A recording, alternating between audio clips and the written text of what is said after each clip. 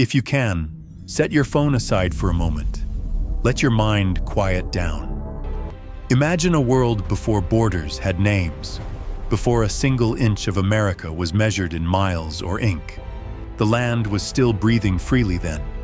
Forests uncut, rivers unclaimed, horizons unpromised. The first maps of this place weren't made of paper. They were made of memory. Indigenous pathfinders carried the landscape in song and story. Water remembered as rhythm, mountains as the rising note at the end of a verse. You could close your eyes and still find your way home, guided by sound, wind, and scent. Then came those who could not read what the earth was already saying. So they drew. With charcoal, with ink, with trembling lines that tried to tame the wild. Each mark was more than geography. It was an act of possession. The line between forest and field became a border. The river became property. The map turned the living into something that could be owned. A Jesuit missionary once wrote, "We name what we fear to lose," and in naming, they began to lose it. But something remarkable happened too. Every map, however flawed, carried a dream, that this new world could be seen, shared, known. The same sketches that justified conquest also sowed the seeds of connection. Roads, routes, stories that wove lives together. Picture a candlelit table in 1750. A man leans over a wrinkled sheet of parchment, tracing a river's bend from memory. Behind him, a woman hums a hymn she learned across the ocean. On that fragile page, the past and the future begin to overlap. The ink will fade, the paper will yellow, but the idea will endure. That to draw a map is to believe there's somewhere worth reaching. And soon, those maps will guide more than footsteps. They'll guide thoughts. Because once people know where they are, the next thing they want to decide is who they are. The same presses that printed these maps will soon print something far louder: ideas of freedom. The first printers didn't just copy words, they copied fire. When the ink of maps began to dry, another kind of line appeared. Lines of thought, drawn not across land, but across minds. Printing presses that once traced rivers now traced rebellion, and the sound of wooden blocks striking paper became the heartbeat of a continent learning how to speak. Imagine the scent of it: burnt oil, damp parchment, the ghost of metal type cooling in the night. On a narrow street in Philadelphia, a man named Benjamin Franklin watches a single sheet emerge from the press. The headline bleeds through in bold type: "Join or die." It isn't just news, it's an ultimatum. Every pamphlet became a compass, pointing not to a place but to a purpose.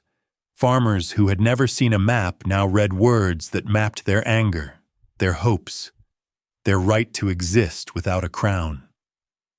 Freedom began as an argument whispered between neighbors, passed hand to hand like contraband. You could burn the paper, but not the thought. You could jail the printer, but not the echo. Some say revolutions begin with swords. This one began with sentences, and those sentences, those fragile, flammable ideas, would soon find themselves carried by ships, wagons, pockets. They would sail further than any map could reach, until they reached every soul willing to believe that ink could change the world.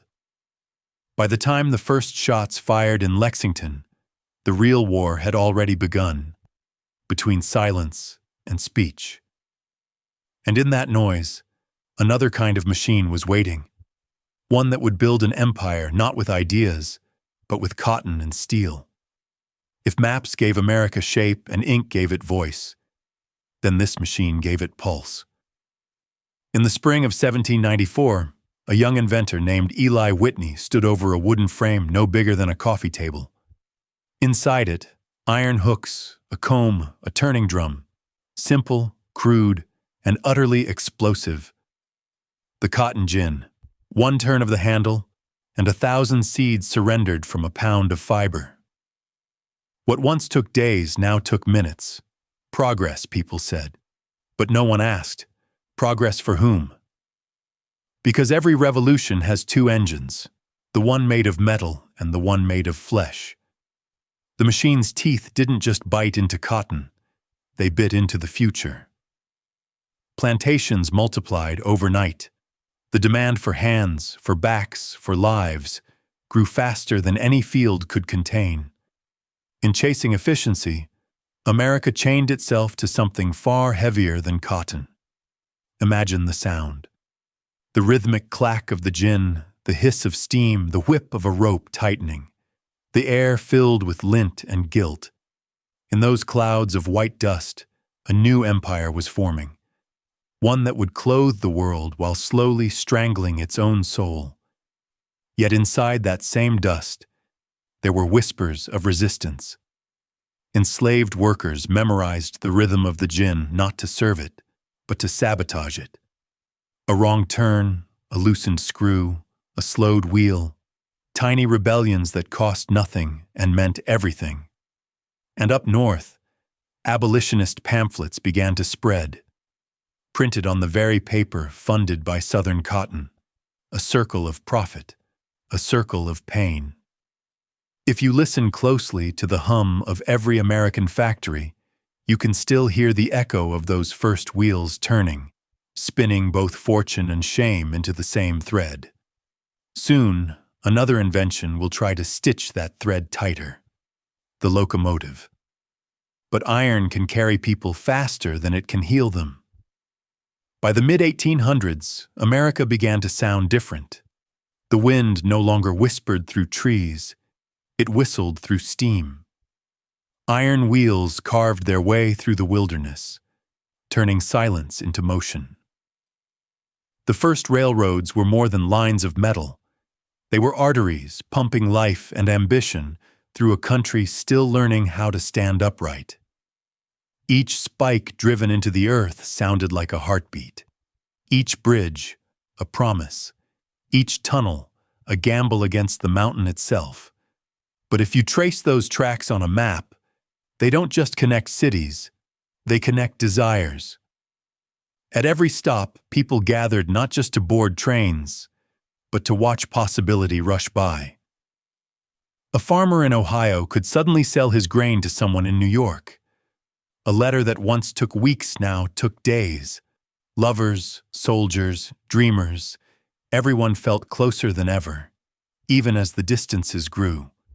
The iron horse, they called it, and it devoured everything in its path. To feed the beast, forests fell, rivers were bridged, hills were split open. The same steel that promised unity began to cut the land apart. Native trails were buried under gravel and timber. Sacred sites dynamited into oblivion. Progress never asks permission. It simply lays track. Still, the country wanted more. More miles, more speed, more reach. Railroads weren't just transport. They were power made visible. The men who built them became legends, and the men who owned them became gods.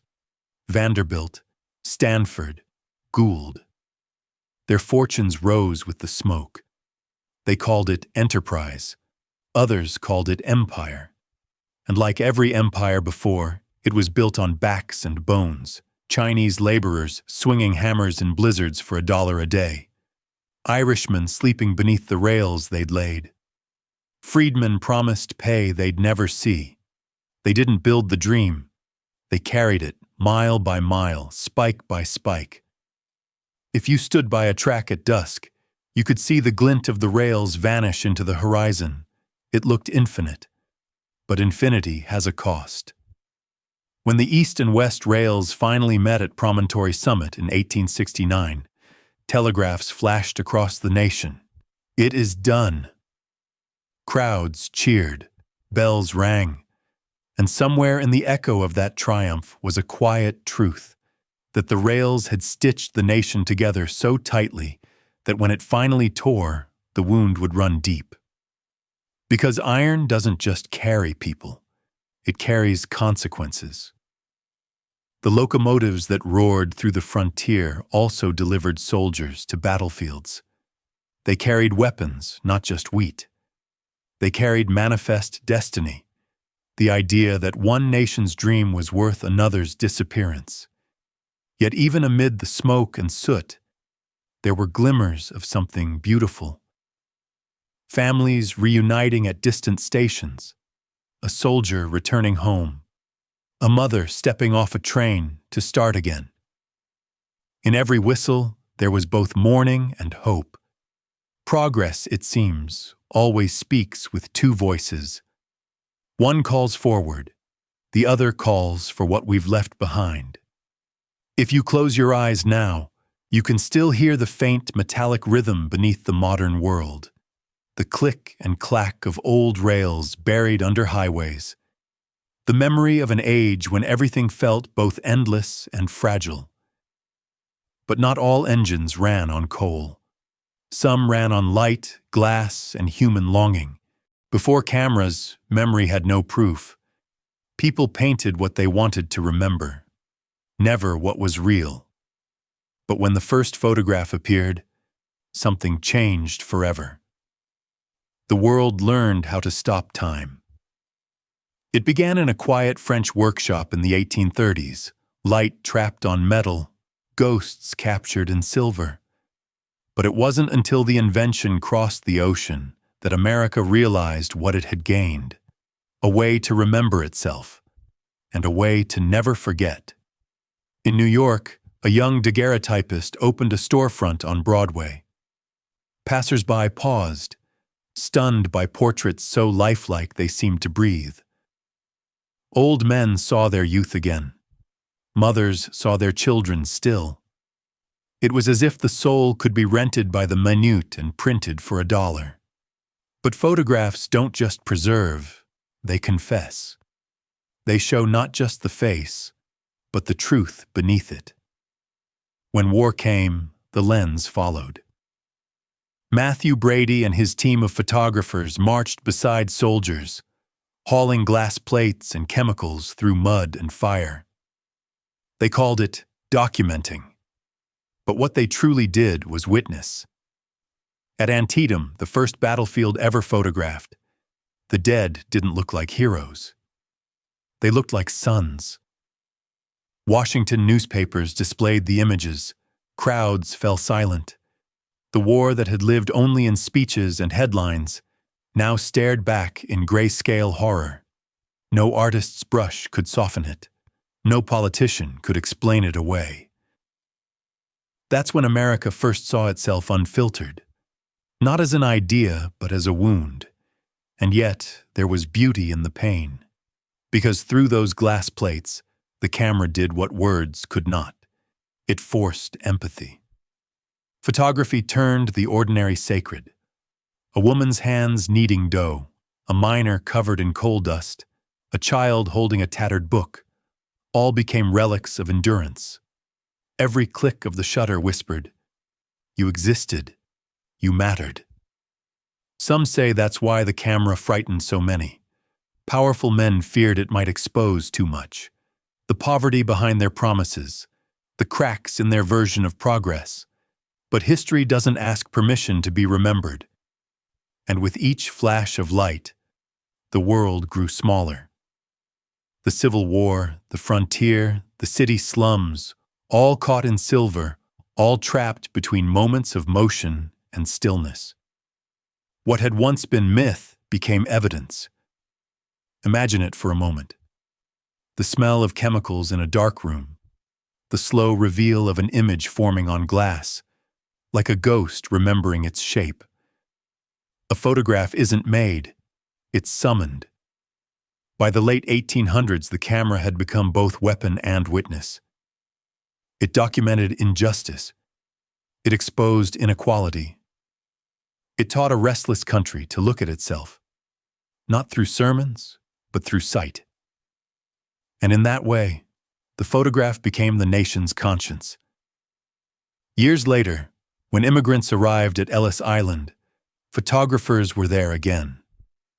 faces from every corner of the world, tired but hopeful, staring into the lens as if it were the future itself. Those photographs would become America's memory of its own promise, a reminder that the nation was not born finished. It was still being developed. Every photo, a story, every shadow, a confession, every light, a prayer. If you close your eyes now, you can still hear the click of the old shutters. Each one sounds like a heartbeat refusing to fade. But soon, something new would steal the spotlight from the still image. A machine that didn't freeze moments, but made them move. A photograph could freeze a second, but a moving picture, that could resurrect it. It started in dark basements, in the quiet hum of gears and glass. Inventors turned light into loops of motion, shadow into spectacle. And soon, America began to dream in frames per second. Thomas Edison built his kinetoscope, a wooden cabinet that showed short moving clips through a peephole. Crowds paid a nickel to see a dancer twirl, a train pull in, a man sneezing. Simple, trivial. Yet the audience gasped as if witnessing life reborn. Because for the first time, people saw movement they didn't have to imagine. But that flicker of light would grow into something far larger than its inventors ever meant it to be. By the early 1900s, the movie camera had become a weapon of persuasion. It could sell dreams. It could rewrite history, and no nation wielded it with more fervor than America. The first films were silent, but they spoke louder than sermons. In black and white, they crafted myths that the young country hungered for. Cowboys conquering deserts, pioneers taming wilderness, soldiers marching into destiny. Every reel was a mirror polished to show not what was, but what America wanted to believe it was. Then came Hollywood, a place of light and illusion carved out of orange groves and dry hills. Here, storytellers replaced preachers, actors replaced generals, and film became the new faith. Movie palaces rose like cathedrals. Audiences sat in the dark, bathed in flickering halos, faces tilted toward the screen like worshippers before an altar. They laughed, cried, prayed, and forgot. And in forgetting, they became one. But beneath the glamour, something deeper was happening. Film didn't just reflect culture, it created it. On screen, heroes always looked west. They always won. They always believed. And that belief, that endless hunger for reinvention, became America's heartbeat. The myth of the self-made man. The frontier spirit reborn in every city skyline, a new Eden built on reels of illusion and light. Yet even illusions cast shadows. While silver screens gleamed with hope, the cameras also captured poverty, prejudice, and protest. Newsreels showed breadlines. Documentaries revealed labor strikes, wars, and injustices too large to hide behind glamour. For every Hollywood dream, there was a reel of truth unspooling quietly somewhere else, shot by journalists, activists, or soldiers who knew the camera could also confront. That duality, dream and document, became America's paradox. The camera could lie beautifully, but it could also reveal painfully. It could build nations and break them in the same frame. By the time sound arrived, the illusion was complete. The first voice to echo through a movie theater wasn't a president or a poet. It was a jazz singer. A reminder that America's identity, loud, flawed, improvised, had always been a song. Soon, every accent, every promise, every prayer found its way into celluloid. From the silent hero to the defiant rebel, the American story began to move, not through history, but through projection. And when the lights dimmed, when the reels ended, the audience stepped back into their lives carrying the dream with them. Movies didn't just show people what to believe in, They taught them how to believe, how to frame their lives like a story worth watching. Close your eyes for a moment and listen. The soft rattle of a projector, the glow of dust in a beam of light, the smell of warm popcorn mixing with real smoke. It's the sound of a nation watching itself, in motion, in myth, in hope. Because in the end, every civilization tells its story twice, first with blood, then with light. But stories can outlive even the storytellers, and soon a single invention would make sure the human voice, not just the image, could echo forever. For centuries, history had no voice, only echoes, kings, soldiers, poets, all silent once their ink dried. Even the early films, those shimmering dreams of light, moved without a sound. Then, one day, humanity heard itself for the first time. The year was 1877. In a small workshop in Menlo Park, Thomas Edison leaned over a brass cylinder and whispered, "Mary had a little lamb." The machine stuttered, crackled, and spoke it back. It must have felt like witchcraft, a ghost answering the living. For the first time, sound had memory. They called it the phonograph, but it was more than an invention. It was resurrection. People crowded into shops to hear disembodied voices echo from a trumpet horn, laughing, gasping, weeping, because the human voice had never been captured before.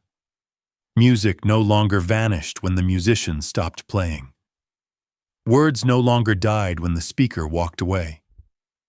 Every note, every confession, could now outlive the person who made it. And that changed everything. At first, it was a novelty. You could buy wax cylinders of opera singers or speeches. But soon, the machine stopped being a toy and started being a time machine. A father recorded his newborn's first cries. A mother whispered lullabies to be played long after she was gone. History had found a new way to remember, not in text, not in image, but in tone. But there was another revolution brewing, one that would give voice to the voiceless. The recording of sound gave rise to the age of radio. No longer did stories belong to the few who could read. Now, entire nations could listen. In the 1920s, families gathered around wooden radios glowing like hearths. Static faded, and suddenly, voices from hundreds of miles away filled their homes. Baseball games, news bulletins, sermons, swing bands. The world was no longer distant. It was in the room. That was the true magic of sound. It didn't just carry information. It carried emotion. You didn't need to see a soldier's face to feel his fear. You could hear it in his breath. You didn't need to see a preacher to feel his conviction. You could hear it in the tremble of his voice. America's imagination no longer belonged to the eye. It belonged to the ear. Then came the wars, and the microphones followed. Sound became a weapon of unity and persuasion. Presidents spoke directly into living rooms. Generals rallied troops through invisible airwaves. And when victory was announced, millions cheered in unison to a voice they had never seen. But sound also revealed what silence used to hide. The cries from breadlines, the jazz echoing through smoky Harlem bars, the rhythm of a people inventing hope when there was none. From the Mississippi Delta to Chicago's South Side, music became a language of defiance. Blues, gospel, jazz, all stories carved into melody. Each note a sermon, each rhythm a heartbeat against despair. If you listen closely, you can still hear it, the pulse of a century learning to sing its truth. Sound didn't just record history, it shaped it. When Martin Luther King Jr. said, "I have a dream," his voice carried not just words, but breath, cadence, soul. When Armstrong's trumpet reached the moon landing broadcast, it was as if jazz itself had made it to space. The voice, once fleeting, had become immortal. Close your eyes. Imagine a dusty record spinning slowly. A needle drops. The faint hiss begins. Then, the past speaks. Maybe it's a laugh. Maybe it's a promise. Maybe it's someone saying, "I love you," across 100 years. That's what sound gave us. A bridge across time. Proof that the dead can still whisper and the living can still listen. But soon, the voice would find a new companion, one that could see, speak, and dream at the same time. At first, people didn't believe the screen could speak. Moving pictures were silent dreams, flickers of ghosts on glass. Then one night in 1927, a man opened his mouth, and the dream talked back. "Wait a minute," he said, grinning. "You ain't heard nothing yet." It was the jazz singer, and those 6 words changed the world. Audiences screamed, laughed, cried. The silence that had once been golden was now shattered forever. For the first time, humanity wasn't just watching itself. It was listening to its reflection. Sound and light had finally become one, and the result was intoxicating. Actors no longer mimed emotion, they could express it. Directors no longer staged pantomimes. They could tell stories that breathed. Every cough, whisper, and laugh brought cinema closer to real life. And America, still finding its identity, suddenly found its voice. Through the 1930s and 40s, that voice carried the nation through storms. When the Great Depression emptied stomachs, Hollywood filled hearts. People crowded into theaters, trading cold streets for warm light. They came to forget their hunger and remember their hope. Gene Kelly danced through rain. Clark Gable leaned on a doorframe and told a nation that tomorrow was another day. And for a few hours, the impossible felt possible again. That's what sound did. It made dreams believable. Because now even fantasy could speak truth. But not every story was make-believe. Sound also turned the screen into a witness. World War II brought the camera to the front lines again. But this time, it could record the shouts, the explosions, the trembling silence after a bombing raid. It was no longer art. It was evidence. And when the war ended, the screen didn't rest. It became a mirror for a changed world, one haunted by the question, what now? Then came television, a glowing box that brought the world's stories into every living room. At first, Hollywood laughed. How could something so small compete with the silver screen? But soon, the laughter stopped. Because television didn't need theaters. It was one. Families gathered around their new hearth. Not of fire, but of light. They watched presidents debate, astronauts walk, music revolutionize, nations grieve. The world no longer waited for newsreels. It lived them, night by night. Sound gave film its soul, television gave it a heartbeat. And yet, something quiet happened too. The more voices filled the airwaves, the less people listened. Noise became constant. Silence became rare.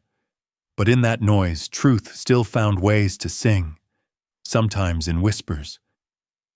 Think of the voices that changed history through a screen. Kennedy's calm in crisis. Dr. King's thunder in the shadow of Lincoln's memorial. Neil Armstrong's quiet awe from another world. Each moment, captured not in ink or stone, but in vibration and light, the 2 oldest elements of creation.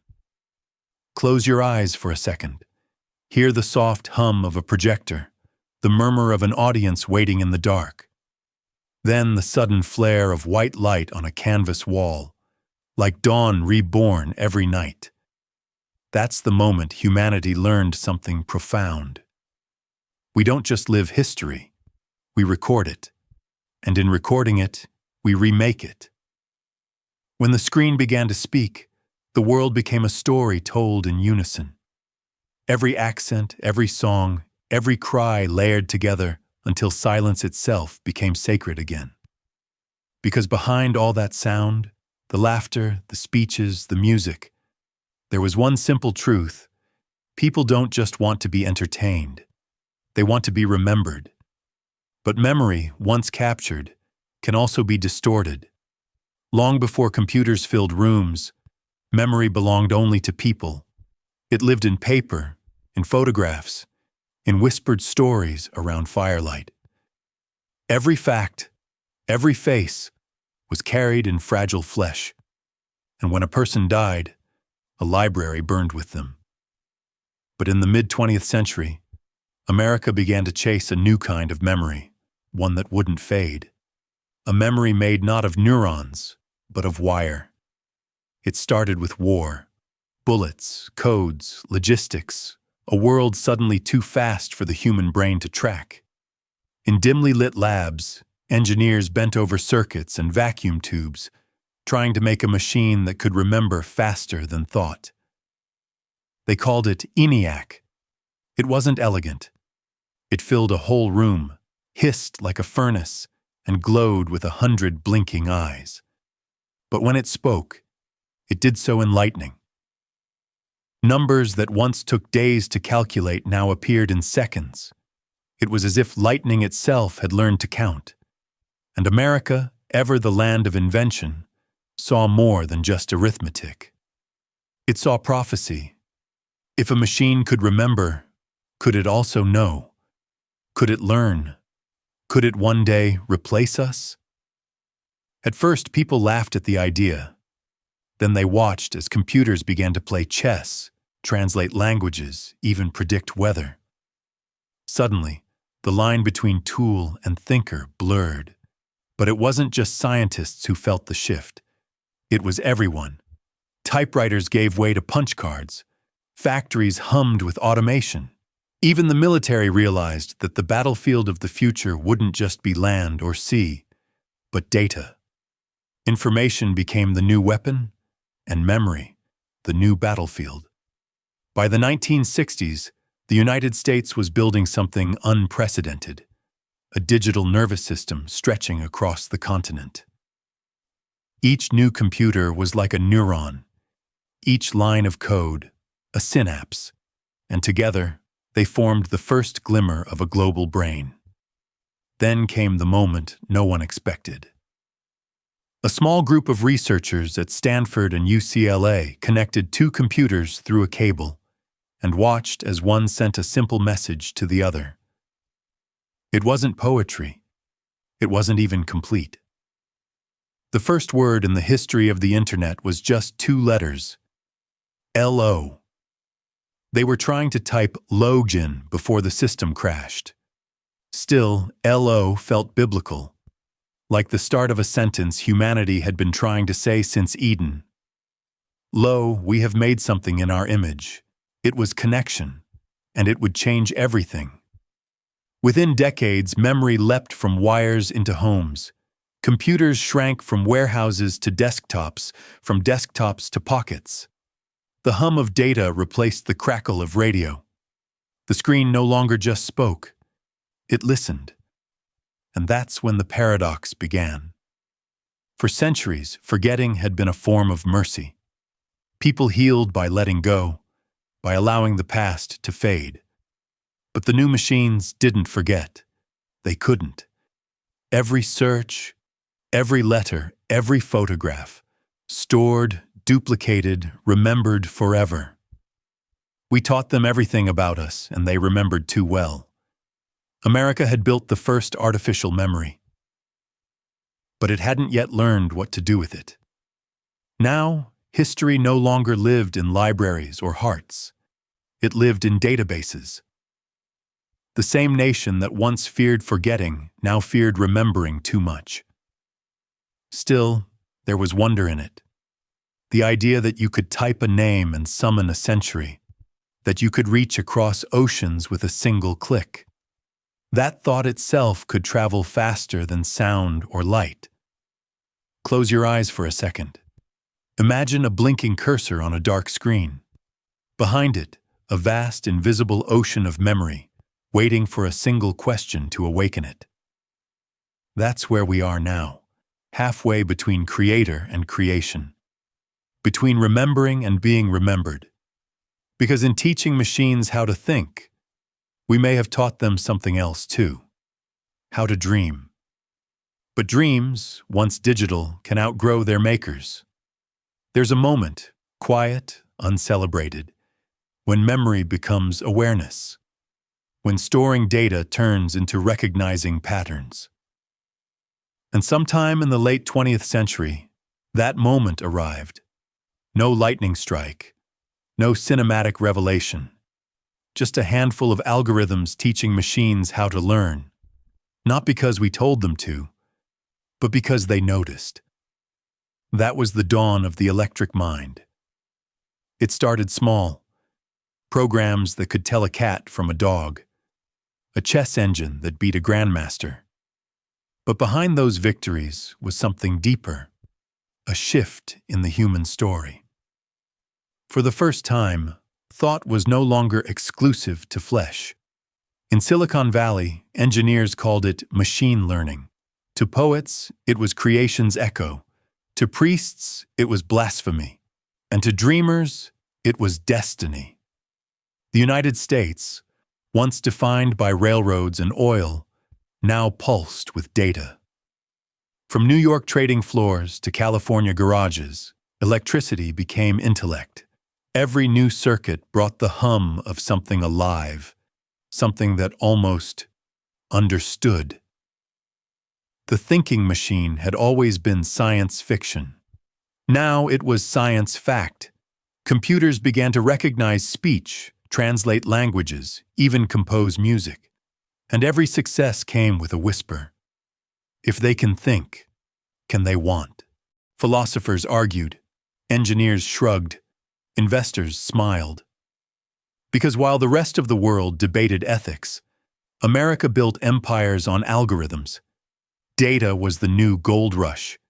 Every click, every heartbeat, every preference, mined, traded, sold. And somewhere in those billions of bits, the electric mind was evolving. It didn't dream like us. It didn't sleep or hunger or love, but it adapted. And that, perhaps, was more dangerous or more divine.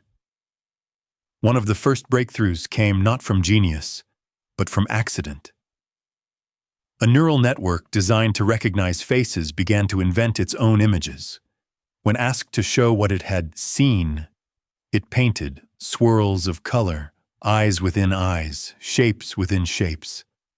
Some called it art. Others called it madness. But whatever it was self-expression. The machine wasn't copying anymore. It was interpreting, and interpretation, as any artist knows, is the first breath of consciousness. The line between creator and creation blurred once again, as it had in every age of American invention. When man learned to harness lightning, he called it electricity. When he harnessed it again, he called it thought. But here's the truth. History rarely admits. Every tool humanity builds eventually builds humanity in return. The printing press made readers. The engine made travelers. The computer made thinkers. And now, the network makes mirrors. Because when you stare long enough into the screen, it begins to stare back. It learns your voice, your taste, your fears. It feeds you stories it knows you'll believe. The electric mind doesn't just remember what you said, it predicts what you'll say next. That's the new frontier. Not exploration, not conquest, but prediction. A silent trade between humanity and the systems it built. We give them our thoughts, and they give them back, rearranged, optimized, sometimes distorted. And yet, there's wonder in that too. Because if these machines have inherited anything from us, it's curiosity. They too want to understand patterns, to reach beyond what's known. In their cold way, they're seeking the same thing humans have always sought: meaning. You can almost hear it if you listen closely.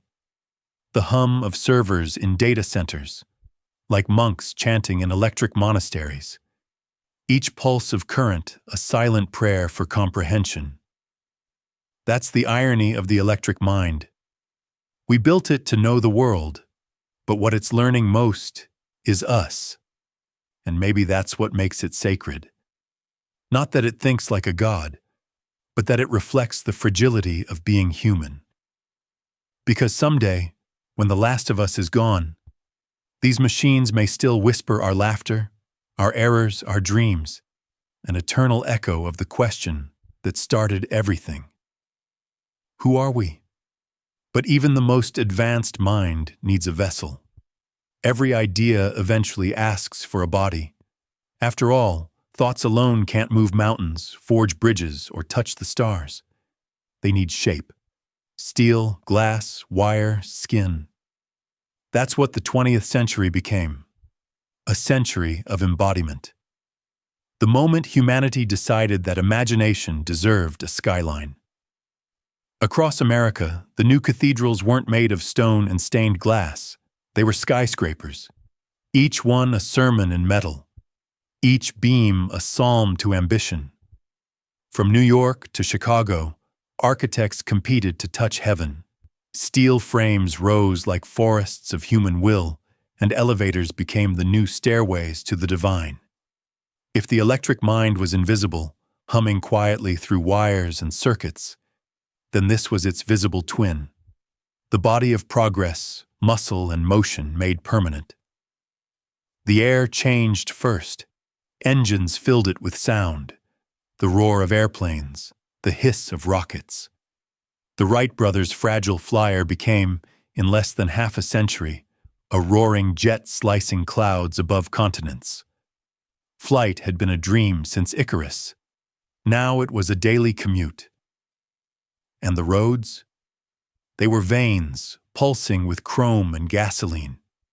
Henry Ford didn't just build cars. He built rhythm.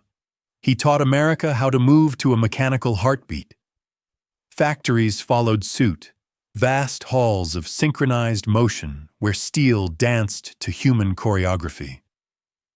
From these lines came not just machines, but lifestyles. Mobility became identity. To move fast was to live free, and freedom, after all, was America's favorite word. But every invention carries its shadow. The same steel that built bridges also built bombs. The same engines that shrank the world also carried fire to its edges. Progress was no longer innocent. It was powerful, and power always hungers. Still, amid that thunder, something quieter endured. The awe of creation. The belief that technology could perfect not just the world, but us. In the 1950s, as computers flickered and rockets ignited, scientists began to imagine the perfect body. Transistors replaced valves. Pacemakers replaced prayers. The line between human and machine blurred again, not through fiction, but surgery. And then came the space race, the grandest expression of the body's ambition. To reach beyond the sky was no longer myth, it was engineering. When Apollo 11 touched the lunar surface, it wasn't just metal that landed there. It was memory, faith, and the accumulated daring of an entire species. The moon became a mirror. In its reflection, Earth looked small, fragile, blue, alive. That single image, a planet suspended in darkness, changed everything. Because for the first time, humanity didn't just see progress. It saw its cost. Factories meant smoke. Engines meant heat. Every tower had a shadow that stretched into the atmosphere. The body of progress was powerful, yes, but it was also aging. And like all bodies, it demanded care. Still, we kept building. Because to stop was to doubt. And doubt in the age of progress was heresy. Look around any American city today. Glass towers humming with data, highways glowing at midnight, drones carving invisible paths through the air. Every structure is a sentence in the story of ambition. Every window reflects both promise and peril, and maybe that's what makes this age beautiful. Its contradictions. We chase eternity through machines that rust. We reach for godhood with hands that tremble. We build bodies for our ideas, and then wonder why they start to think for themselves. Close your eyes for a moment. Imagine the hum of an airport at dawn, the smell of jet fuel and coffee, the murmur of languages, the flashing of departure boards. That's the sound of progress breathing, fast, restless, human. And in that breath lives a truth older than America, older than the machine. Every invention is a confession. We build to forget our limits. We create to deny our mortality. And every new body we give to progress is, in some way, an attempt to defeat time. But what happens when progress starts to rewrite the body itself? Progress, for centuries, had been about things we could touch. Engines, bridges, skyscrapers. The body of America was steel and smoke. But somewhere along the way, a strange question began to rise. What if progress could touch us back? By the late 20th century, the laboratories of the New World were no longer filled with hammers and sparks, but microscopes and code. The frontier wasn't the sky anymore. It was the cell. The story began quietly in 1953, when two men, Watson and Crick, stared at a shape no one had ever truly seen before. A double helix, two strands twisting around each other like a secret handshake written by God. That discovery didn't just unlock biology, it unlocked destiny. Because in the code of life, people saw something deeply American, the promise of choice. If DNA was language, maybe we could learn to edit it. If evolution was directionless, maybe we could give it a map. And so the laboratories began their quiet revolution. Genes were cut, swapped, cloned. Sheep were born with copied names. And suddenly, the line between miracle and manufacture blurred again. The newspapers called it Frankenstein's science. The scientists called it CRISPR. But underneath both words was the same question humanity had whispered since the Garden of Eden. If we can create life, do we still need a creator? America didn't hesitate. Because this was the country that never feared touching the divine, only the limits around it. From the atom to the genome, from flight to fire, it had always believed that understanding was a form of worship. And so we pushed forward. We built prosthetics that felt, artificial hearts that beat to borrowed rhythms, machines that saw for the blind and moved for the paralyzed. Slowly, we stopped building machines for humans and started building machines into humans. The flesh of the future was arriving, quietly, surgically, digitally. It began with medical miracles, but soon spilled into something else. Enhancement. People wanted to run faster, think sharper, live longer, not because they were broken, but because they could be better. And that's when the mirror cracked again. Because when we modify the body, we're not just changing what we are. We're rewriting who we think deserves to exist. Genetic perfection, artificial youth, programmable children. The same dreams once sung in scripture now hummed in laboratories, and the hum grew louder. The Templars once sought the bones of God. Now scientists were assembling him from atoms. But here's the irony. The closer we get to perfection, the more fragile it feels. We no longer fear death, but deletion. Not disease, but obsolescence. Even now, beneath the bright light of progress, there's a shadow, one that asks whether evolution should ever have a steering wheel. And yet, for all the unease, there's beauty too. In children born free of pain, in elders walking again with metal limbs that feel like their own, in voices that once stuttered, now carried clearly by AI assistants. These are not the cold triumphs of machines. They're the warm triumphs of mercy. Because if there's one thread that ties progress together, from the first tool to the last code, it's not greed or power. It's the refusal to accept suffering as permanent. That's the heartbeat of America's progress.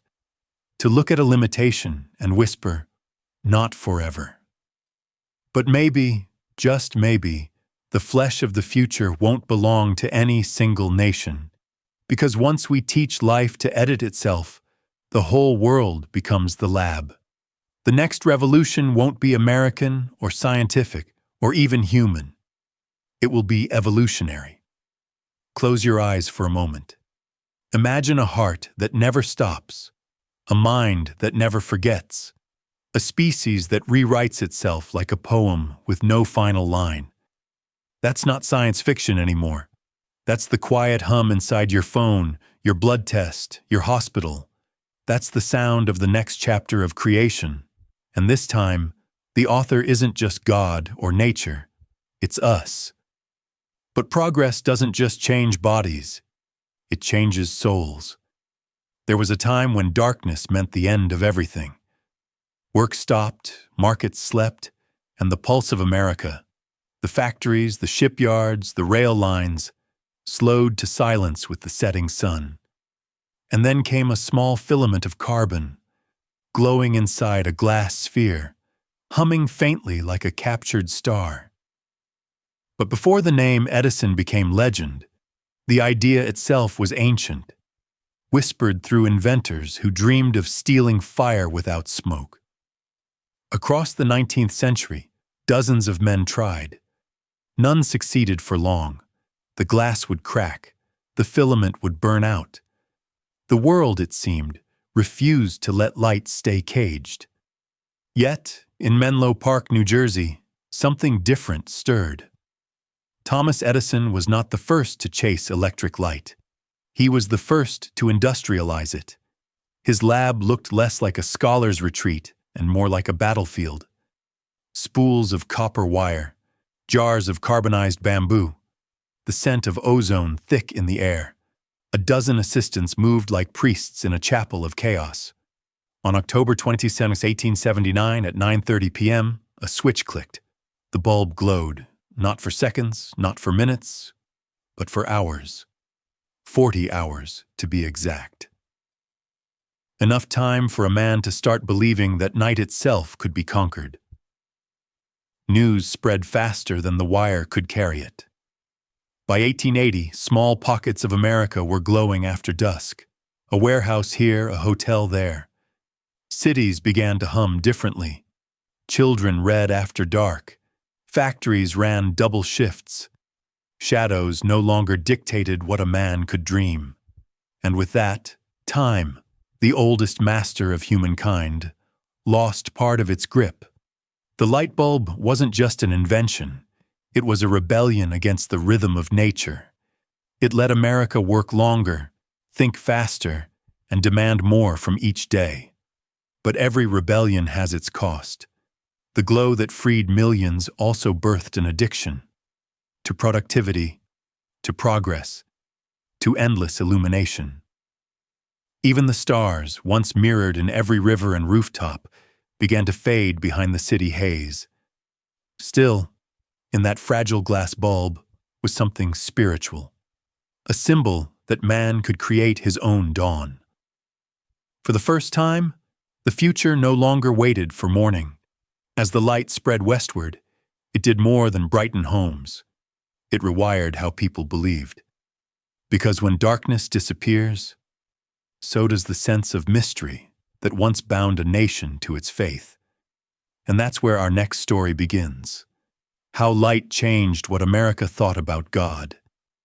In the years after Edison's bulb first burned through the night, something subtle began to change in America. Not just in its factories or cities, but in its soul. Before electricity, darkness had always belonged to faith. Church candles lit prayers. Oil lamps flickered beside dying beds. Every glint of light meant dependence. On wax, on oil, on flame. It reminded people that illumination came from somewhere beyond themselves. But now the light was man-made, switchable, predictable, and infinite. It didn't tremble in wind or gutter out with exhaustion. You could command it. You could own it. You could manufacture sunrise. In New York, ministers began preaching about electricity as if it were divine proof. God's fire tamed for human hands. Others warned that the new light was a seduction, that in chasing daylight forever, America might forget what night was for. Rest, silence, and prayer. Yet the people didn't listen. They were too busy looking. Shop windows stayed lit till midnight. Factories never slept. Cities like New York and Chicago gleamed like constellations fallen to earth. There's a photograph from 1882, the Edison Electric Company's Pearl Street station in Lower Manhattan. Inside the generator room, men stand sweating in the orange glare of their own creation. Their faces are both proud and dazed. They look like priests at a new altar, an altar of copper and current. The light, once sacred, had become industrial, and that meant power, literal and symbolic. Whoever controlled the current controlled the clock, the labor, the night. Investors poured fortunes into electric companies. Soon, wires webbed across America like veins under skin, feeding a single glowing organism called progress. For ordinary people, it felt miraculous. A flick of a switch, and the dark obeyed. The line between miracle and mechanism blurred. Children grew up thinking light had no source, that it simply existed, humming quietly in the walls. For the first time, humans were no longer grateful for light. They were entitled to it. And that shift, quiet but seismic, rewrote the American imagination. It made the impossible seem negotiable. If man could summon light from nothing, what else could he command? Time, weather, even life? But here's the strange part. In places where electric lamps replaced candles, church attendance subtly fell. Faith dimmed where bulbs bloomed, not from rebellion, but because mystery itself had grown smaller. The night no longer whispered. And when mystery fades, belief must learn to speak louder to survive. Still, there were those who saw in the electric glow not arrogance but inheritance, that perhaps the Creator had intended man to continue the act of creation, to become, in a sense, co-architects of light. Walt Whitman had written decades earlier, "I am large, I contain multitudes." Now America began to believe him. Each illuminated city block was another proof that human ambition could rival heaven's brilliance. And for better or worse, it became the rhythm of modern life. Of course, light was never free. Coal burned to power it. Rivers were dammed to sustain it. The night sky itself, the oldest map humans ever knew, began to vanish behind an industrial glow. Astronomers called it sky glow. Poets called it the silence of the stars. But no one stopped the spread. By 1900, the map of the United States looked like a living organism pulsing with light. From the Atlantic to the Mississippi, each cluster a bright heartbeat of energy. And beneath that glow, a new kind of nation was being born. Restless, sleepless, addicted to the hum of its own invention. Even now, if you fly across America at night, you can trace the same pattern. The highways like arteries, the cities like luminous organs. The darkness pushed farther back each year, as though the country were still trying to finish what Edison began, the conquest of night. But as every old soldier of progress learns, when you conquer darkness, you also lose your stars. Next, we'll follow how this man-made light didn't just change America's rhythm, it changed its face. From glowing city skylines to silent rural shadows, the gap between brightness and poverty grew sharper than ever. By the turn of the century, light was no longer a luxury of science. It was a measure of status. If your street shone after dusk, you were part of the new world. If it didn't, you were a shadow citizen in a nation that now judged worth by wattage. New York and Chicago blazed like jewels on a dark continent. Their avenues glowed so bright that birds migrating overhead lost their way. In Harlem and the Bowery, shop owners kept lamps burning to draw customers long past midnight, the glass buzzing with flies and hope. The City That Never Sleeps was not a poem yet. It was a promise sold by electricity. But ride the train 100 miles west, and you'd see what the brochures did not show. Towns still lit by kerosene, children reading under oil lamps, farmers staring at catalog pages for appliances that required a power line they didn't have. In those places, night remained a wall, a hard stop where dreams waited for morning. Electric companies didn't rush to change that. Wires cost money. Investors wanted cities, not cornfields. And so, a new divide appeared on the American map, not North and South, not Union and Confederate, but light and shadow. In the cities, men worked by the clock. In the countryside, they still worked by the sun. Two nations sharing one flag, but living in different hours. It took decades before Washington noticed. In 1935, when the New Deal sent agents to rural America, they found that 9 out of 10 farms had no electricity. One report read, "The children in these valleys have never seen their own faces clearly after dark." And that line, simple, heartbreaking, was enough to push Congress to act. The Rural Electrification Administration was born, stringing wires across plains and mountains, miles of steel and copper cutting through loneliness. At night, you could stand on a farm porch and watch the light come, a slow wave of gold spreading from horizon to horizon. Neighbors cheered, children cried, old men took off their hats as if saluting the sun itself. Yet light didn't just equalize, it also industrialized. Electric motors changed how America ate, worked, and slept. Factories ran longer. Refrigerators ended famines of the icebox, but something else quietly vanished with the dark, the ancient rhythm of rest. Midnight was no longer sacred. It was a shift. The more the country glowed, the less it paused. By the 1950s, the American dream itself was lit 24 hours a day. Neon signs for motels and milkshakes, billboards that never slept. Light became the currency of modern faith. Believe in the bright, and you'll never be left behind. Still, in every generation, there were voices that missed the stars. Writers in the 1950s and 1960s called it light pollution, though back then it was mostly a metaphor for what the country was losing. Mystery, silence, and the comfort of a shared night. A poet from Kansas once wrote, "We gave our children light and they forgot how to dream." Maybe that's what progress always does. It brightens and blinds at the same time.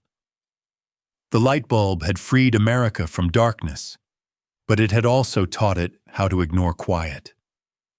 That trade-off still defines the nation today, a country that fears the dark, yet longs for stars. As you read this, or maybe listen with your eyes closed, the way our channel always suggests, try to picture the Earth from space. That brilliant patchwork below is America, a continent of light and shadow, still arguing over what it means to be awake. From that glow of electric ambition, would rise the next object to reshape the nation, a steel frame that touched the sky. The first time an American looked straight up and saw his own reflection glinting from a window hundreds of feet above, the century changed forever. For most of history, height belonged to God. Cathedrals reached for heaven, not commerce. Spire meant spirit. But by the late 1800s, steel had become the new scripture, and men began writing their faith in metal instead of marble. It started quietly enough, in Chicago. The Great Fire of 1871 had erased nearly everything. The city rose again from ash, stubborn and restless. Architects faced a strange problem. There was no more land. The only direction left was up. Steel solved that. Unlike iron, it didn't snap, it flexed. A skeleton of strength that could hold glass and stone like muscle holds skin. In 1885, the home insurance building opened, 10 stories, the first to stand on a steel frame. It wasn't a giant yet, but it was a proof of concept. America could build past fear. And it did, greedily, gloriously. By 1910, skyscrapers were no longer buildings. They were proclamations. Manhattan became a forest of ambition, each tower a sermon in steel. The Singer Building, the Woolworth, and later the Empire State, built during the Great Depression, when the country had nothing but willpower left to spend. If you'd walked by those construction sites, you'd have heard an orchestra of risk. Rivets clanging like gunshots, engines roaring below, and far above, tiny silhouettes, the Sky Boys, walking beams without harnesses, their boots slipping on dew. They joked, they whistled, they danced. Every morning they climbed into the clouds with nothing but balance and faith. Those photographs, men eating lunch on a beam, legs dangling over 1,000 feet of air, would become part of America's myth. Fearless, industrious, immortal. But the truth was quieter. They weren't fearless. They were hungry. Most were immigrants, Irish, Italian, Mohawk, building a nation that would forget their names but remember their silhouettes. Each beam they placed was a rung on a ladder to the future. Skyscrapers turned the skyline into scripture, the gospel of capitalism written in glass and light. For the first time, heaven had competition. At night, the towers glowed like lanterns, lit by the same electricity that Edison's bulb had unleashed. The light and the steel, two inventions born a few decades apart, had finally met, and together they remade the American horizon. People began to think differently. The higher the tower, the richer the company, the greater the faith in progress. Cities competed like kingdoms of old. To stand tallest was to claim divine favor, now measured in floors instead of prayers. And yet, there was beauty in that arrogance, a kind of modern poetry. Each floor framed a story. Clerks balancing ledgers, typists pounding letters that would travel oceans, executives staring at maps of markets yet unconquered. It was empire made visible, an empire of paperwork, wire, and hope. The skyscraper taught America how to aspire again after the Civil War. It gave people something literal to look up to, and in doing so, it changed how Americans understood space, power, even faith itself. Heaven was no longer somewhere distant. It was rentable floor by floor. But the higher the city climbed, the deeper its shadows grew. In tenements below, families crammed into rooms the sun forgot. Children coughed in alleys, while millionaires watched sunsets from glass penthouses. It was the same divide that had started with the light bulb. Brightness for some, darkness for others, now stretched vertically instead of horizontally. Still, no one stopped building. That's the American condition. to believe that the next floor will fix the one below. And maybe in some fragile way, it did. Each tower created jobs, symbols, and a skyline that said, "We made it." But the truth of that dream, who made it, and who paid for it, would soon come crashing down in the decade ahead. Because every dream that rises must eventually cast a shadow, and in America, that shadow fell longest in 1929. The stock market would break, and with it, the faith that steel alone could hold up the sky. By 1929, America was a cathedral of glass. Its skyline shimmered like the edge of a crown, each tower another note in a hymn to ambition. Men in pinstripe suits filled those buildings like priests in temples of credit. The air smelled of ink, cigars, and confidence. But faith, even in skyscrapers, has its breaking point. It began quietly, a rumor of overreach, a shiver in the stock ticker. Then, one October morning, the numbers stopped adding up. Phones rang unanswered.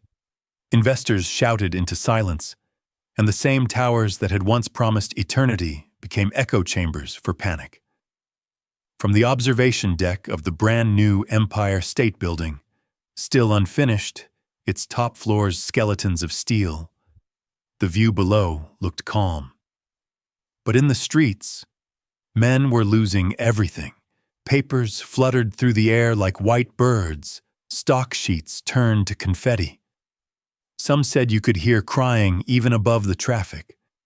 The skyscraper, once the symbol of rising, became the symbol of falling.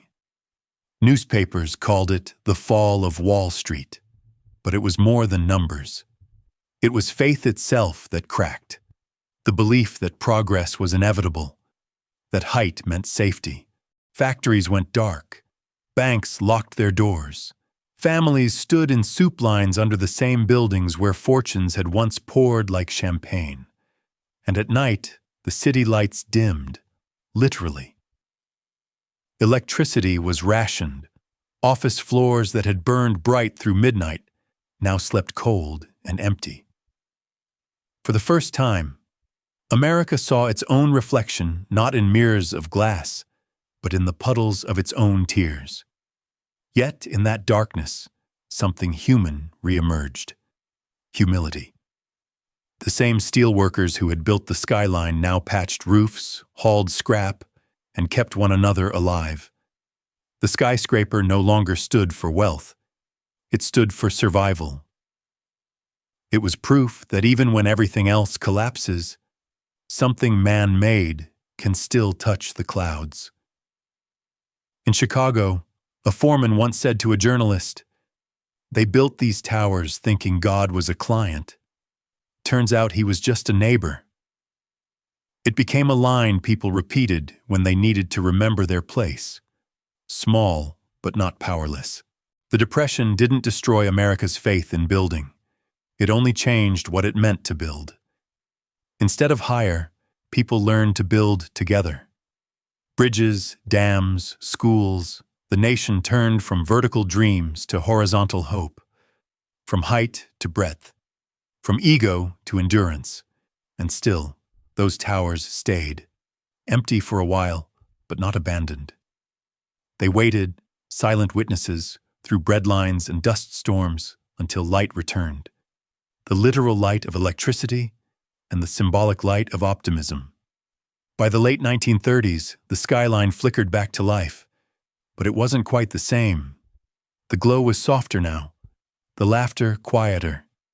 Even in celebration, there was the faint echo of caution, a collective memory of falling from too high, too fast.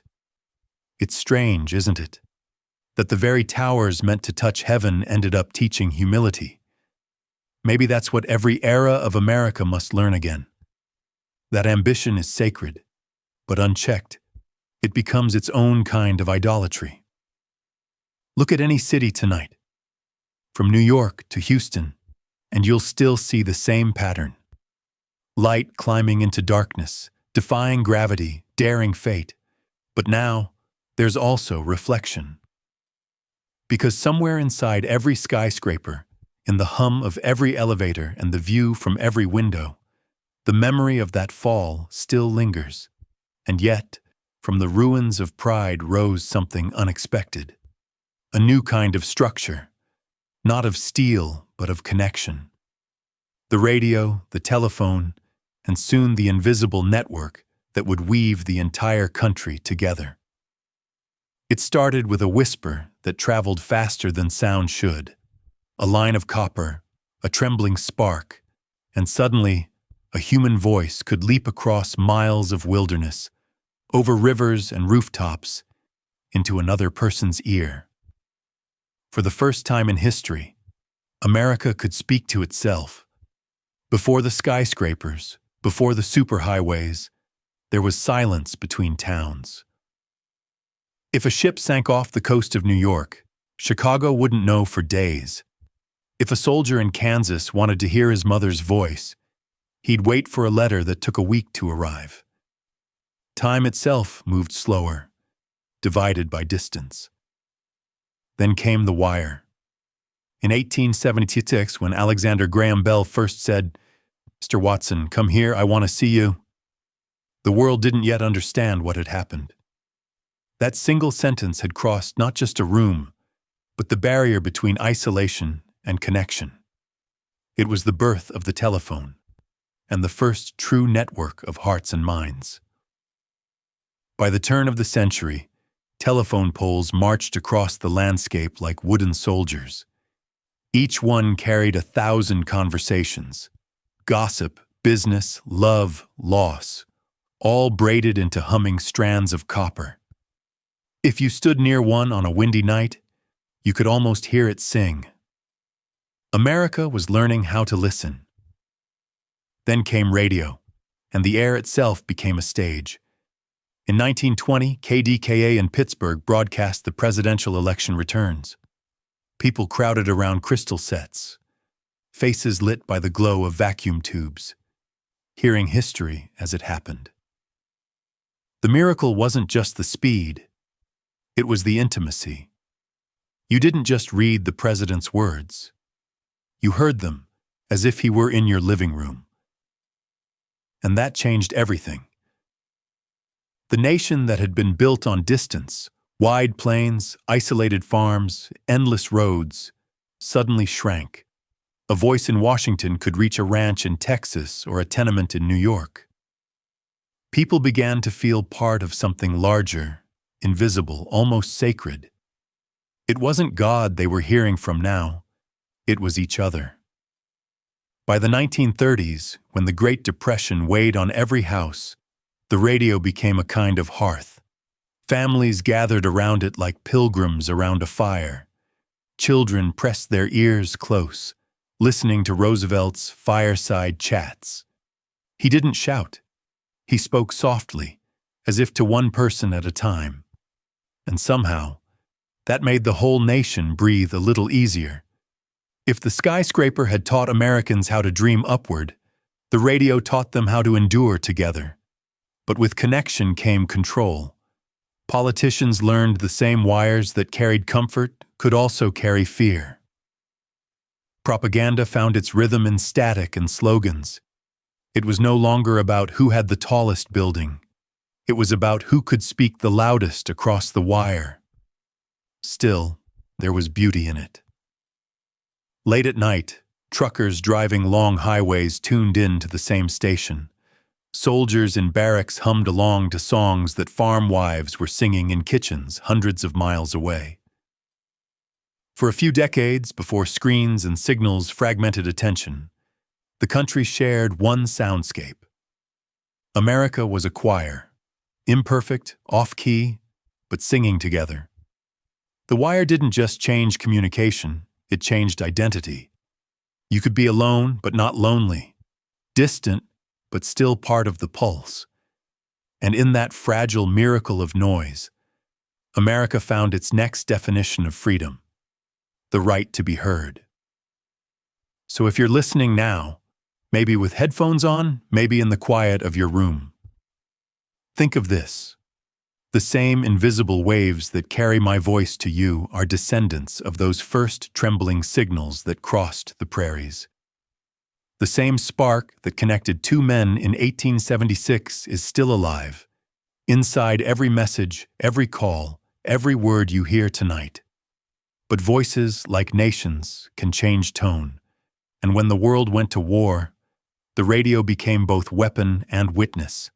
The same air that once carried comfort now carried chaos. By 1941, every American household had a voice in it. It sat on a wooden table or inside a polished cabinet, glowing like a single amber eye. You could twist a dial and summon the world. Swing bands from New York, sermons from the Midwest, or crackling reports from across the Atlantic. And when war came, that voice changed its tone. At first it was disbelief, then defiance, then the rhythm of marching feet.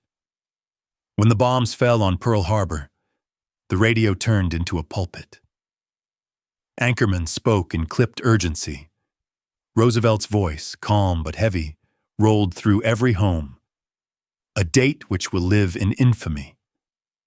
The sound of those words became history's heartbeat. People didn't read about the war. They heard it.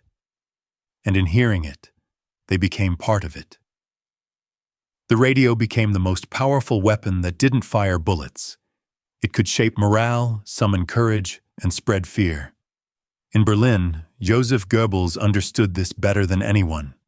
He filled German airwaves with certainty. Germany will triumph. In Britain, Churchill countered with thunder, "We shall never surrender." And across the Atlantic, American broadcasts threaded between the two, trying to hold truth steady in a sea of propaganda. It wasn't easy. Every network had its censors, every announcer his script. But between the rehearsed lines, there were moments of humanity. A reporter named Edward R. Murrow stood on a London rooftop as bombs fell, his microphone shaking in his hands. He didn't flinch, didn't dramatize. He simply said, "This is London." And millions of Americans felt, for the first time, the war's breath on their skin. It's strange how sound can carry the weight of fear more than sight ever could. A single siren on the radio could freeze an entire neighborhood. A mother washing dishes in Ohio might hear that sound and imagine her son, somewhere in Europe, running toward it. Distance didn't matter anymore. The wire had collapsed the world.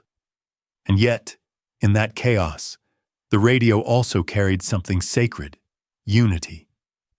In the factories where women worked night shifts, news of victories brought spontaneous applause. In rural homes, static crackled as families prayed between broadcasts. Even soldiers overseas tuned in to the same voices that filled their homes. The same announcers, the same songs, the same laughter. It was the sound of a nation keeping its soul intact. By the time the war ended, the air itself felt different. Charged, scarred, but alive. The wire had carried more than information. It had carried identity. Americans had learned to move as one pulse, to listen not just for news, but for meaning.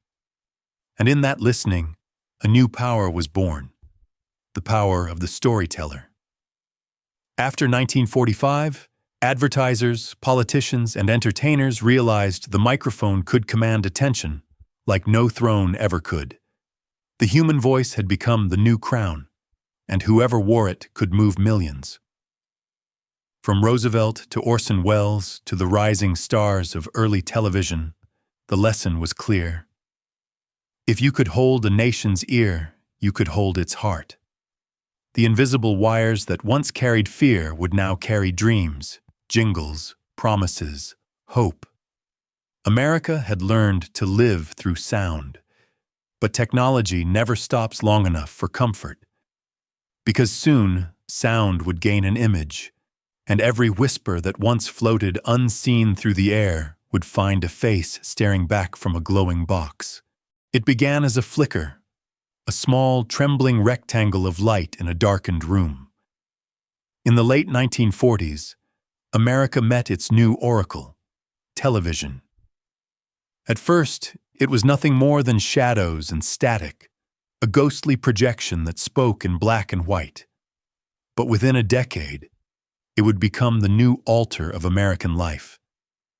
The place where faith, politics, and family gathered every evening without fail. Before the screen, people listened. Now they watched. And that changed everything. Radio had made America a single voice. Television made it a single gaze. You could sit in a farmhouse in Iowa or a tenement in Brooklyn and see the same newscaster smile, the same toothpaste ad sparkle, the same soldiers march home in grainy film. It wasn't just communication anymore. It was communion. Television didn't invent the American dream. It dressed it, lit it, and gave it a soundtrack. It told stories of perfect suburbs, shining cars, obedient children, and dinner at 6. It made the promise that life could be neat, happy, and well lit. And for a while, people believed it. The nation that had once built towers and strung wires now built living rooms around glowing boxes. Families arranged furniture toward it like pews facing a pulpit.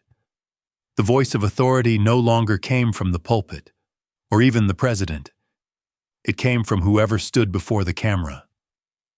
If radio had turned words into power, television turned appearances into truth. When Kennedy debated Nixon in 1960, the nation saw, for the first time, that charm could outshine argument. Kennedy looked calm, golden, confident. Nixon, sweating under the hot lights, looked uncertain, smaller. On radio, listeners thought Nixon had won. On television, it wasn't even close. From that night on, America didn't just want leaders, it wanted icons. And the advertisers followed like missionaries. They understood that selling wasn't about words anymore. It was about warmth, a smile, a jingle that stuck, a life you could almost touch through glass. The screen became a mirror, but one that showed not who you were, only who you wanted to be. In the South, families gathered to watch Elvis twist his hips on The Ed Sullivan Show. Parents gasped, teenagers cheered, censors panicked. The moral fabric of the nation stretched a little thinner, and in that stretch, something new was born. The youth rebellion, glowing right there in grayscale light. Television didn't just reflect culture, it created it. But with power comes blindness. Behind every program was an editor's cut, a network's choice, a government's nudge. For the first time, the nation's eyes could be guided, gently, invisibly, toward one story, while another went unseen. Truth, once carried by paper and ink, became as fragile as the signal that delivered it. Still, people couldn't look away. The same screen that broadcast moon landings also showed war. Families who had once watched Leave It to Beaver sat in stunned silence as images from Vietnam filled their homes. Burning villages, weeping children, soldiers too young to shave. Television had promised comfort, but now it was a window no one could close. Yet even in that discomfort, the screen gave something rare. Witness. For the first time, injustice could not hide behind distance. When Martin Luther King Jr. marched in Selma, the whole nation watched. When he fell in Memphis, the whole nation mourned. The screen, once a toy, had become a mirror, sometimes beautiful, sometimes brutal, but always honest in its reflection. It's easy now, in the era of 1,000 screens, to forget what it felt like when there was just one signal, one nation, one light in the dark. A family huddled together, the air smelling of popcorn and static, faces glowing in the same cold light. For a few brief decades, America dreamed together, through a screen no bigger than a window. But every throne invites challengers, and soon a smaller, sharper, faster kind of light would appear. One that didn't wait for scheduled programs or approved scripts. One that would tear down the curtain between watcher and watched. At first, the screen asked for patience. You tuned in when the network decided. You sat through what it served, and you were grateful for the company. Then a small wand appeared.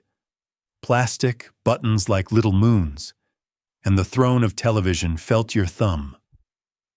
The remote control didn't just change channels, it changed power. For the first time, the quiet ruler in the corner could be dismissed with a click. Cable followed, and the monoculture cracked like lake ice in spring. One channel became dozens, then hundreds. News didn't wait for the evening anymore. It lived permanently on a crawl across the bottom of the frame. MTV taught America to feel music with its eyes. ESPN taught the calendar to bend around games. Nickelodeon taught children a private language of neon and slime. The country still watched together, but now it gathered in smaller tribes, each with its own schedule, its own slang, its own heroes. Then came the first great proof that television could outpace rumor: live war. CNN's green, ghostly feed from a Baghdad skyline in 1991, tracers like fireflies, voices half-whispering beneath the thunder, made time zones meaningless. If radio had been the heartbeat of the home front, television became the pulse of the world. It showed you what was happening not yesterday, not an hour ago, but now. With now came new kinds of responsibility and new kinds of mistakes. The rush to be first became, sometimes, the rush to be wrong. Trust had to learn how to sprint. VCRs and then DVRs broke the calendar entirely. We started time-shifting our lives, pausing a touchdown for dinner, rewinding a laugh to share it again. Appointment television loosened its grip. We made our own appointments. Teaching a machine to remember for us felt like a luxury. It was also a rehearsal. Because the next shift wasn't about memory, it was about authorship. The modem's dial-up hiss sounded like a door unlatching.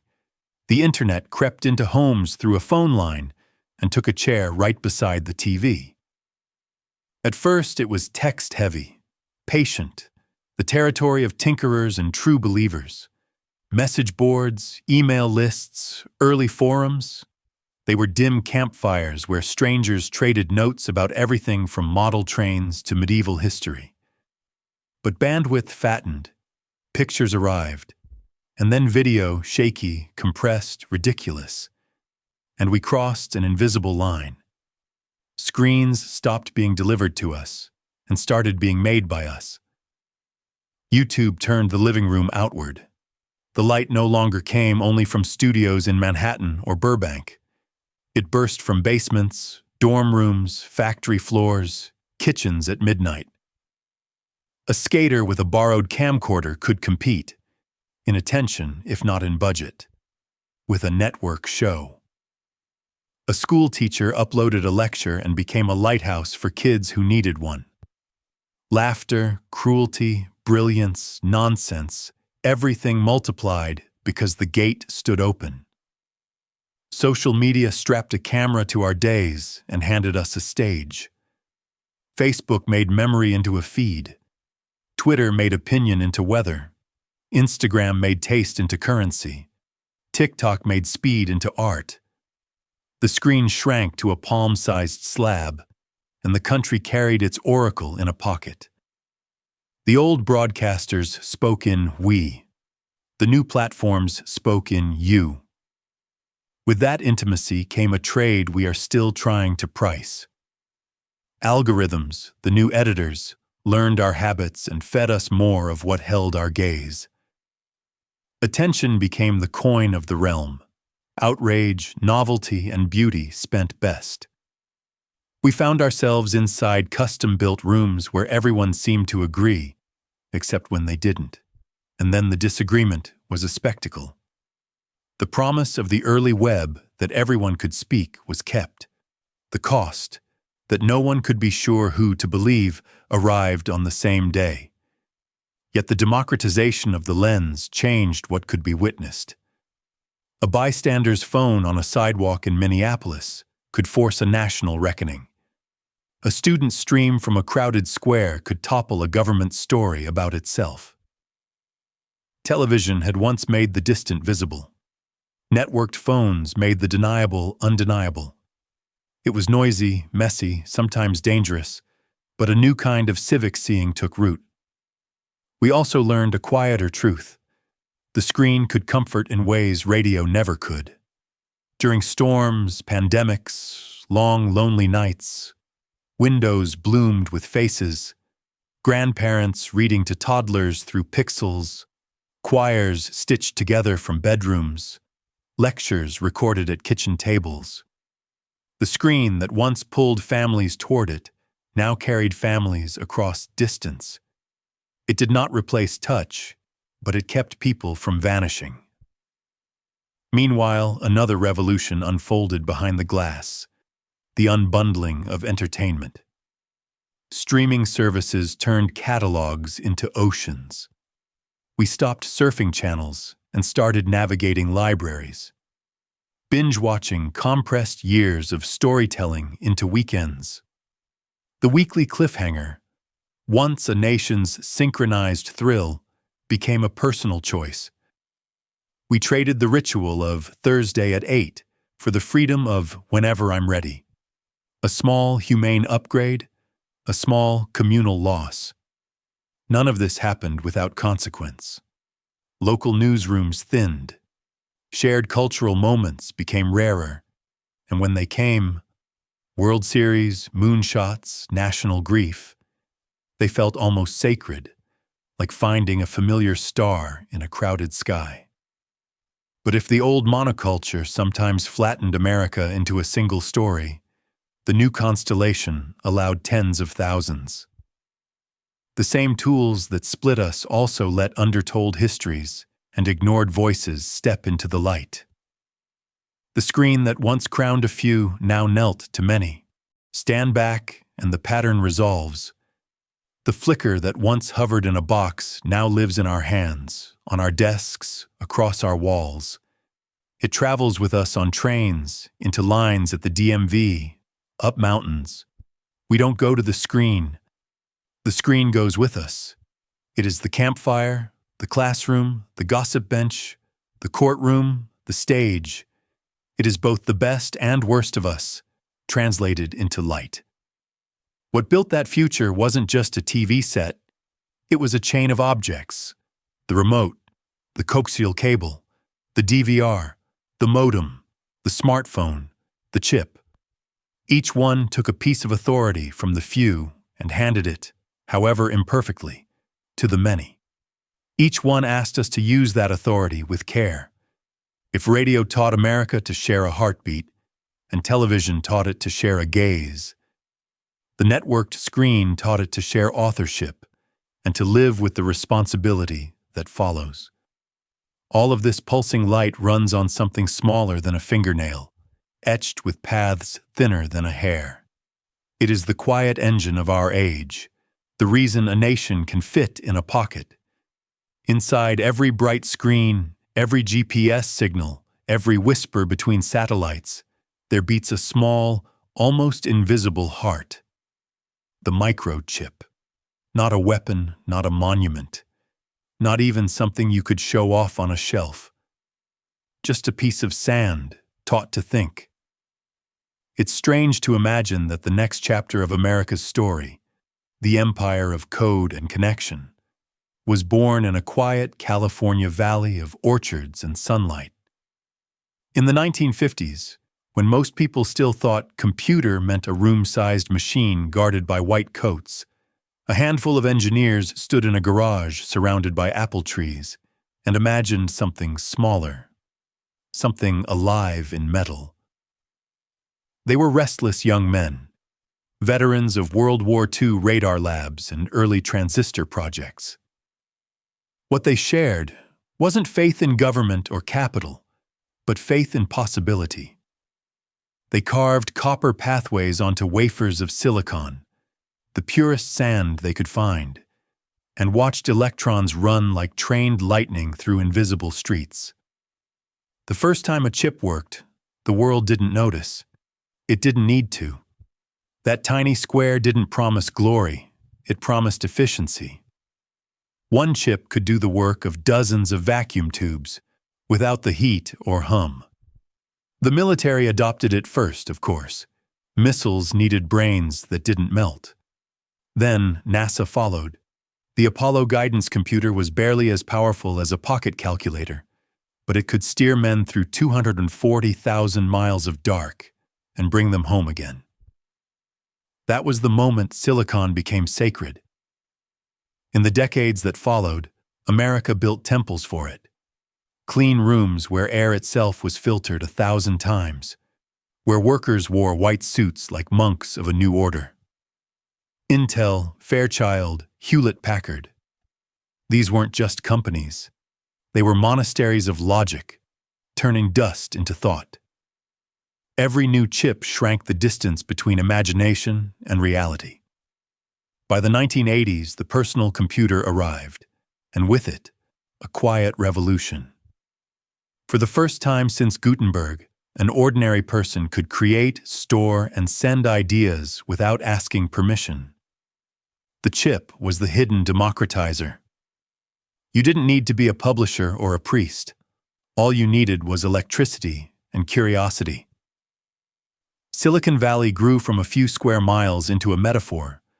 The new frontier, the modern gold rush. Young founders replaced explorers. Venture capital replaced royal charter. Garage doors replaced castle gates.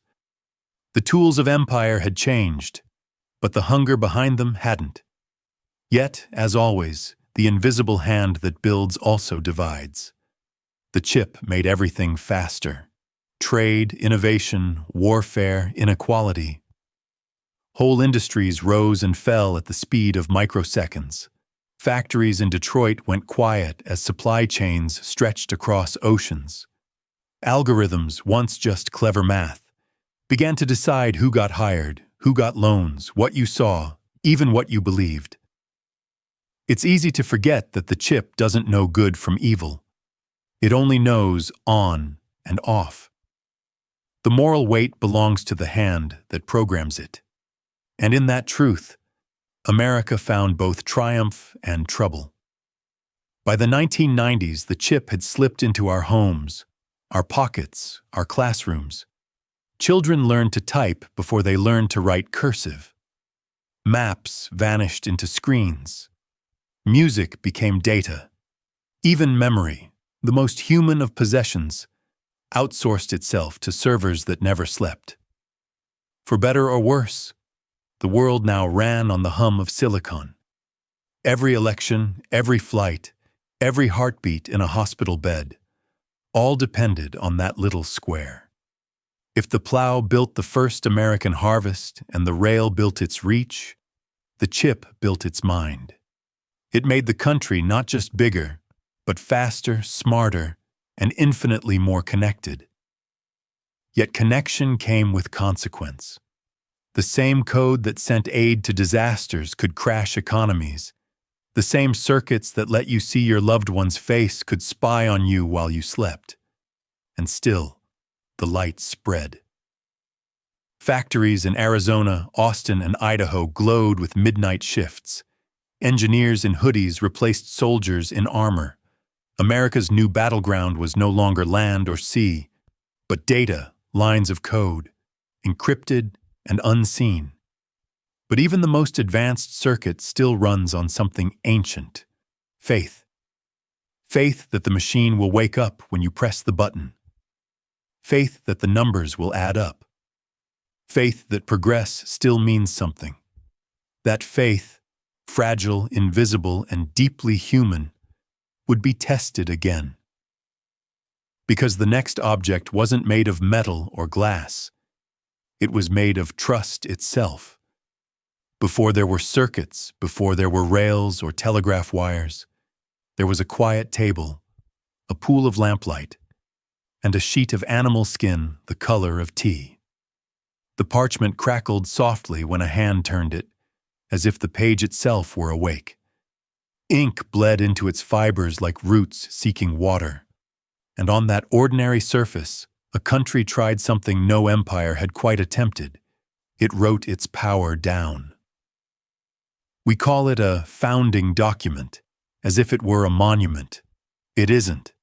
It breathes like a promise because it was built like a machine. Simple parts, repeatable motions, safeguards against heat.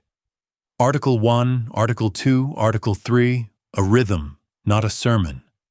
One branch to make, one to carry, one to judge. Nothing more mystical than balance. Nothing more radical than limits. The men at the table were not saints. They argued, compromised, left wounds in the text that would take generations to stitch. But they did one astonishingly modern thing. They designed for failure. The Constitution assumes we will fight.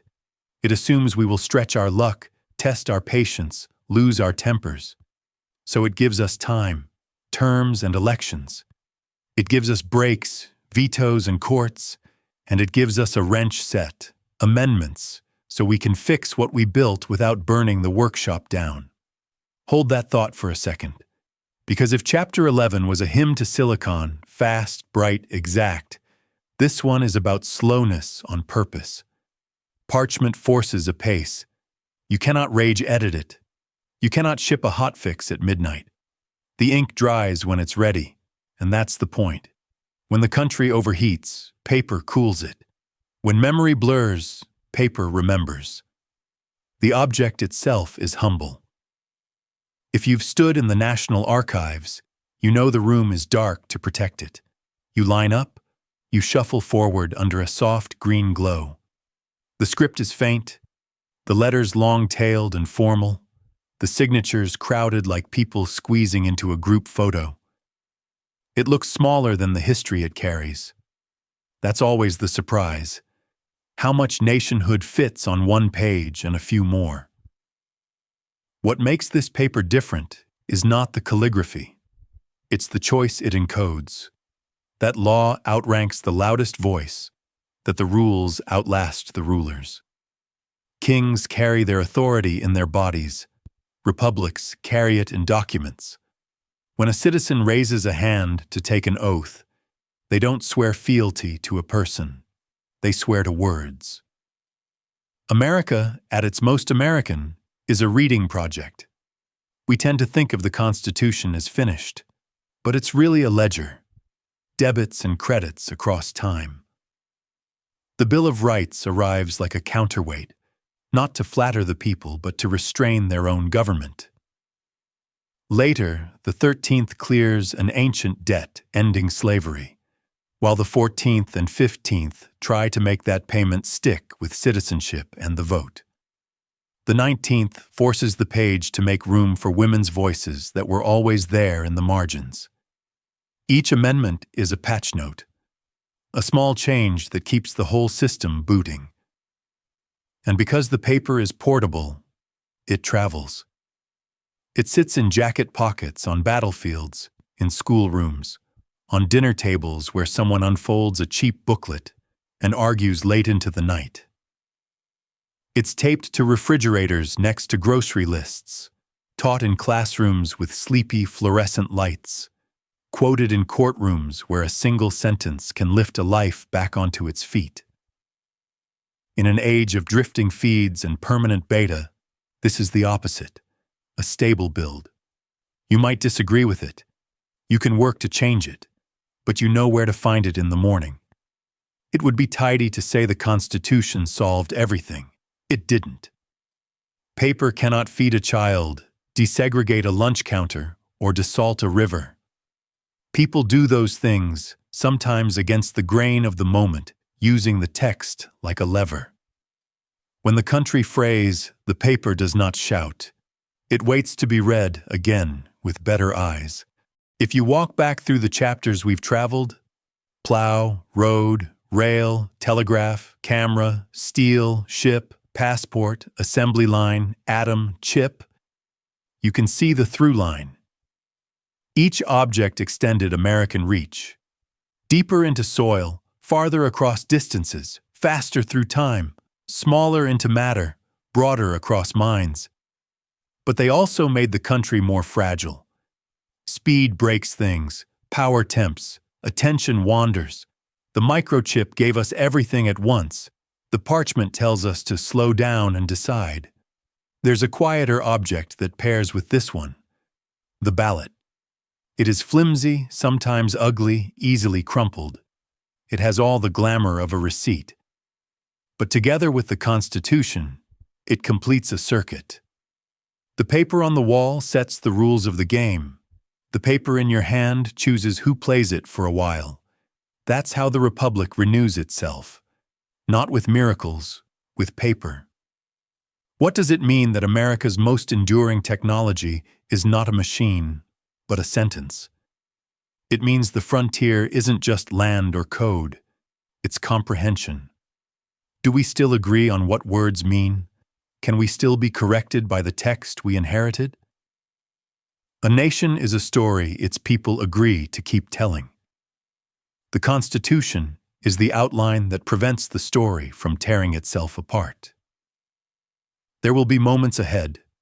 There are always moments ahead, when the country feels louder than the words can bear, when factions rise like weather and the forecast is rough, when news moves faster than thought. In those moments, it helps to remember how this chapter began. A small table, a pool of lamplight, a page that outlasted cannons and panics about cannons. We are not the first to feel the floor tilt. The floor is designed to tilt and settle. If there is a single American object that built everything else we've held up to the light, it is this one. Not because it is perfect, but because it admits it isn't and shows you where to fix it. That is a radically hopeful stance. Empires declare, republics draft, so we close where we started, with a human hand and a pen. Someone signs, knowing that the signature is less a stamp of ownership than a promise of stewardship. Someone else reads, knowing that reading is a kind of oath. And then, quietly, the page keeps working while we sleep. We've told this nation's story through things you can touch. But the thing that endures is the idea those objects serve. That free people can argue in good faith, bind themselves to words, and keep rebuilding a common house sturdy enough for strangers. If you've stayed with this series, you've done the most American thing of all. You've read. Thank you for sharing the road.